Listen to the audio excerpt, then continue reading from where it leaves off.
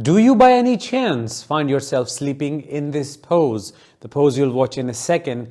If yes, then it may be related to your experience of surviving narcissistic abuse. Do you find yourself sleeping in this pose or state as a survivor of narcissistic abuse? Do you notice your hands doing like this, doing the dinosaur pose, the T-Rex pose?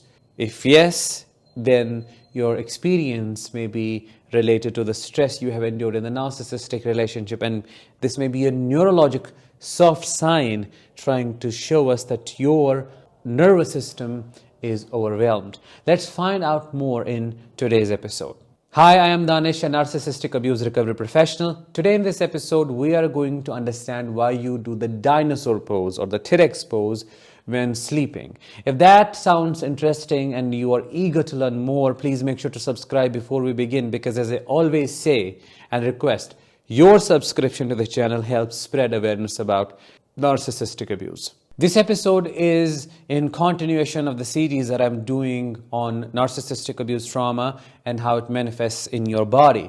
Today we are going to talk about the defense positions you take while sleeping. In a narcissistic relationship, you are left defenseless, psychologically as well as physically. So you have to do whatever possible to give you that sense of to give yourself a sense of control and safety. And making the dinosaur pose or twisting your hands like this, putting them around your chest and your abdomen, is a way of self-soothing, telling yourself, I can feel safe because my hands are guarding my vital organs while I take some rest. Sleeping in this pose can also be a neurologic soft sign showing us that your nervous system is stuck in a trauma response of fight, flight, or that it's extremely overwhelmed, and now this twisting of hands is a self-soothing activity, which is why a link has been found between autism, ADHD, and the dinosaur pose. In ADHD and autism, basically neurodivergence, the nervous system is differently built and it gets overwhelmed in different ways. So such individuals do stemming or activities that bring in calmness. This is supposed to be one of those activities. If we just talk about narcissistic abuse trauma and the T-Rex pose in the context of psychological stress, just understand that this is one of your ways your body expresses how much stressed and overwhelmed you feel. Why is it important for us to acknowledge this and to talk about this? Because many people think, oh, they are ill, their behavior is weird, or they normalize these things because they do not understand what the root cause is. They go to the doctor and the doctor laughs it off or says, oh, it's a simple thing, just don't be worried about that. But this remains unaddressed.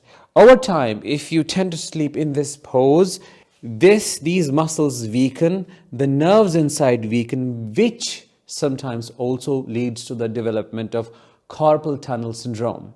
Sleeping in this pose, as soothing as it may be temporarily, can also lead to the pain upon waking up because the blood supply is constricted and there is this extreme unconscious continuous pressure on these muscles. Because think about this, your hands are not supposed to be this way when sleeping, they're supposed to be relaxed.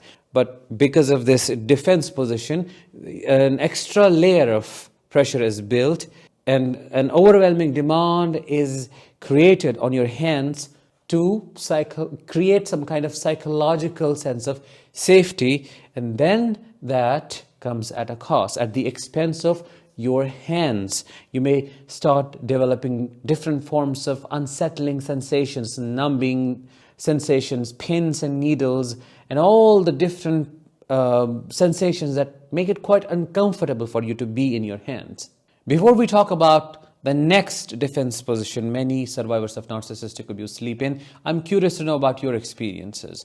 Do you sleep in this state? Do you do this with your arms, or have you done this in the past? If yes, drop your answers in the comments below, and also try to share what helped you to overcome this if you have overcome this already. Because who knows, your answers and experiences might end up helping so many survivors in their healing journey. Another position of defense Or neurologic soft sign is clenched hands, fists, like this, closer to your chest or like crossed.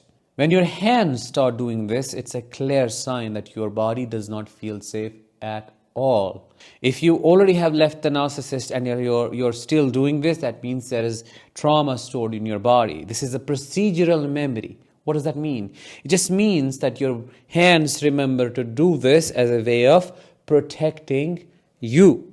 Like you know how to ride a bicycle. If I were to ask you, go ride a bicycle, what would you do? You won't think of making the process happen. You know it already. It's in your body. You jump on, you do the pedaling, and there you go. The same way, when it comes to keeping yourself safe and secure, your body has a procedural memory in action which is backed up by your neural pathways in the brain. And that's why it takes time for these things to heal. So when your hands go like this, it clearly shows us your nervous system is stuck. Sometimes T-Rex pose, the dinosaur pose, and the clenched hands may go along with the clenched jaw, tightened teeth. Why? Because your entire body is frozen, ready for the attack. It's like you are out in the jungle. Anytime any beast can attack you, and you have to be in that position of running away and running as fast as you can. That's what your primitive brain is perceiving in the environment where the narcissist is present as well.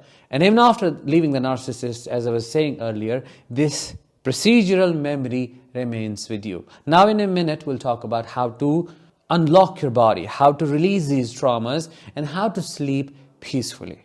The suggestions that I'm about to give may not work if you have ADHD, or if this is caused by ADHD or autism. That's an entirely different thing. This is applicable only in the context of psychological and neurological stress, which leads to this. So the first thing that I'll say, and I have said it again and again in different episodes, you need to learn how to do the relaxation of your body properly. Today, I would like to introduce you to something called progressive muscle relaxation. Progressive muscle relaxation is a technique through which you relax and regulate different muscular groups in your body. You can start from your feet or your head. What do you have to do in this technique? You can tighten up a muscular group at once. For example, if I tighten up my feet and my lower legs at once, I'll count from 1 to 5, keep them tight. On the 5, I'll release those muscles fully as deeply as I can. Then I'll count from 1 to 5 again while staying relaxed to notice the different relaxing, soothing sensations in there. Then I'll do once more. I'll tense them up for next 5 seconds and repeat the cycle. Relax them for next 5 seconds. I'll do it twice all over my body, starting from my feet or my head, wherever your starting point may be, and I'll do that with my hands as well. This will slowly lead to deep nervous system regulation. If you want to learn more about progressive muscle relaxation, you can do your research on YouTube and you'll find a ton of meditations and videos on how to do it. But the idea is to unlock these wrists, unlock these hands. You can do the intentional shaking.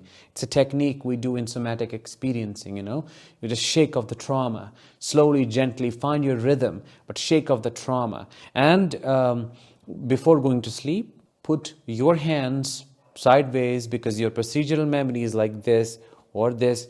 Do the opposite. Tell yourself, I'm safe to sleep in this position, to keep my chest and my abdomen open. It's totally okay. Do this intentional regulation, and slowly over time, with practice, you will notice a significant shift happening in how your body lets go of these defense positions and how it feels calm. Let's bring this episode to an end. Thank you so much for watching. And before I let you go, here is an exciting news for you.